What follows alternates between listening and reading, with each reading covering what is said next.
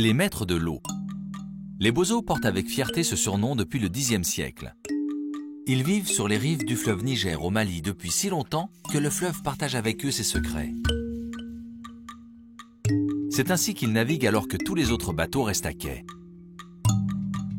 Pêcheurs, navigateurs et commerçants, ces étranges nomades qui suivent la migration des poissons donnent naissance à des villages éphémères. Leur territoire de pêche s'étend sur plusieurs centaines de kilomètres de Tombouctou jusqu'à Mopti. Pour répondre aux caprices du fleuve, ils ont construit des pinasses, ces longs bateaux au faible tirant d'eau. Ainsi, ils sont les seuls à pouvoir naviguer pendant la saison des basses eaux. Hissant leurs grandes voiles, improbable patchwork de sacs de riz, les maîtres de l'eau acheminent des tonnes de marchandises, notamment le bourgou, une plante fourragère nécessaire au bétail des Peuls, un autre peuple nomade. Les Bozos sont à l'origine de l'essor de la ville de Mopti. À la saison sèche, quand les gros navires restent à quai, des milliers de pinasses convergent vers le marché de la ville, qui devient alors un gigantesque lieu d'échange.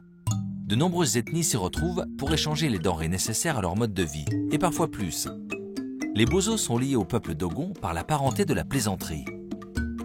Ils troquent poissons Bozo contre oignons et outils Dogon, et se doivent moqueries respectives et assistance mutuelle.